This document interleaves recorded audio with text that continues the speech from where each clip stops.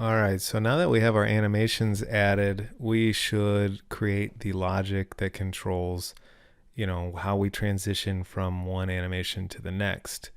And that's how we're going to get the like smooth appearance of an animation instead of just like right now where if we play open it just like pops open. So by creating this transition in the animator, we'll get a automatic like blend between these two states that'll look like a nice smooth door opening animation. And that's something that works when you have like a single frame animation like this where you want to go from one state to another and it's not a complicated animation. So we've built the transitions, but right now it's like just going to instantly go from here to here and then it's going to instantly go from here to here, uh, only based on this exit time.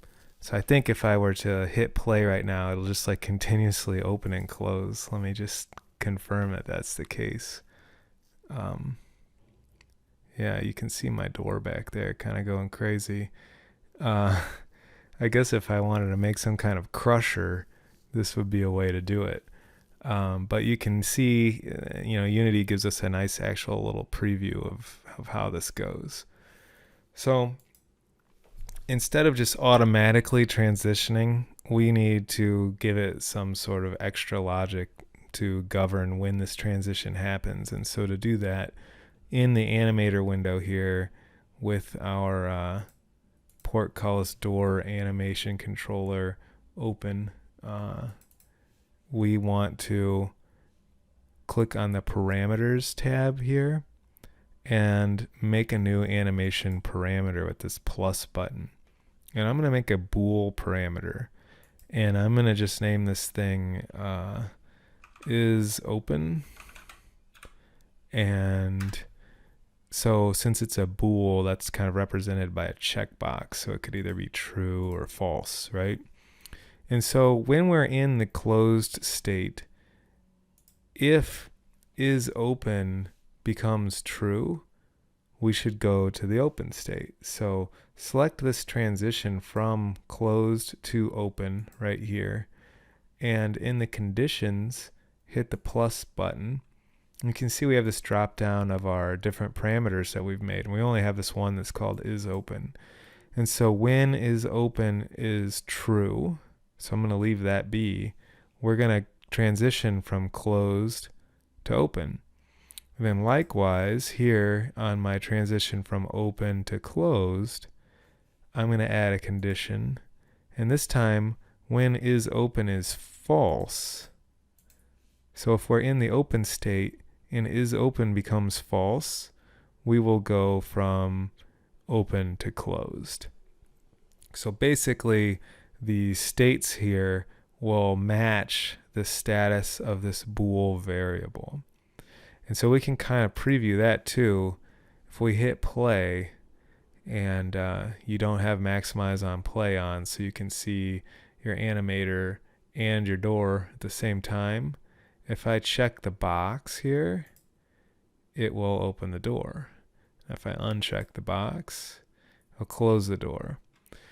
One thing you might notice is there's a little bit of delay. So when I click it, it takes like an extra second or so, and then it changes. This is typically not something we want. So if we want it to be very responsive, and as soon as this bool changes, it like instantly transitions, we can click on the transition that feels sluggish or slow. Take a look at this exit time. I'm going to expand settings here. So exit time means it's going to have a transition and it's going to take this amount of time. I'm going to turn exit time off. And the reason exit time starts on is because if you don't have a condition, there has to be an exit time. So it stays in this state for some amount of time before making the transition. Like when we had our little crusher effect going, this is what was governing how long it stays up, and then it went down automatically and then went up automatically. That's what exit time was doing. But now that we have this bool controlling it, we don't really need the exit time. Now, the transition duration here is going to control how long it takes for the door to go from closed to open. So like how fast it's going to close or how fast it's going to open. So I kind of am fine with it taking 0.25, a quarter of a second. But if you wanted it to take a long time, you could make it take like a whole second.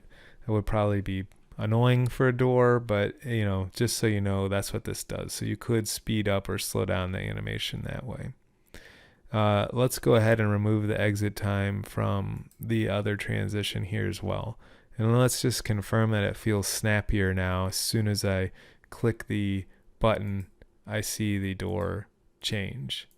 So that's much better. Cool. All right. So now the next step here is how do we control this variable, this animation parameter, without me sitting here clicking it?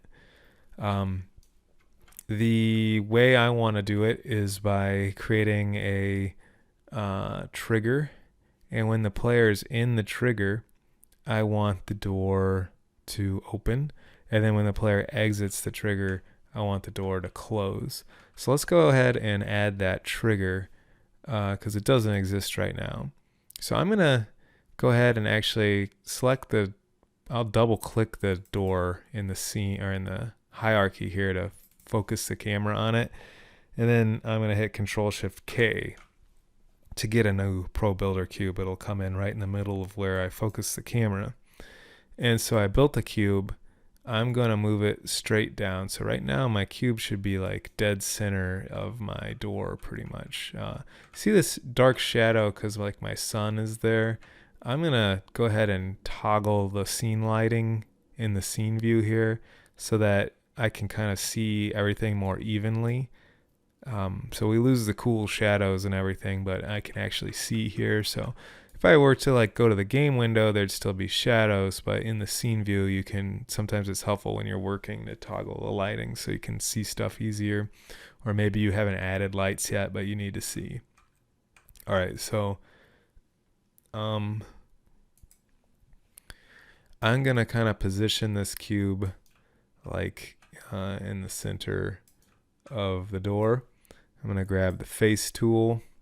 Actually, and I'm gonna like drag this guy out so that it's like, I guess, about 3 meters out that way.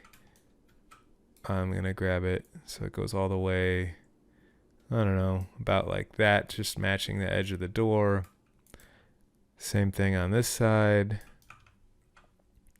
And let's get this face and drag it 3 meters in front of the door. And so next we'll get the top face and just we'll just, I guess, keep everything with this 3 meters height to be consistent. And so this looks good. Now I'm going to go back to the object mode before I forget, and I'm going to choose set trigger. And so that gives us this nice trigger volume material applied to this Pro Builder cube, but it has also made the is trigger checkbox selected for the collider that's on the Pro Builder object. And we added this trigger behavior script when we hit set trigger that will make the thing invisible when we run the game, which is nice because you wouldn't normally want to be able to see the trigger unless you're testing, which we are. So maybe I will uncheck manage visibility and this thing will just stay visible. All right, so now I've got my trigger. Let's go ahead and look at the logic in Bolt. Maybe this is a good time. Let's just go ahead and save everything and commit, and we can do Bolt in the next video here. So what did we do? We set up animation parameters for transitioning between open and closed states. There we go. Whatever. That's good enough. Oh, we also added a trigger. I'll put that down here.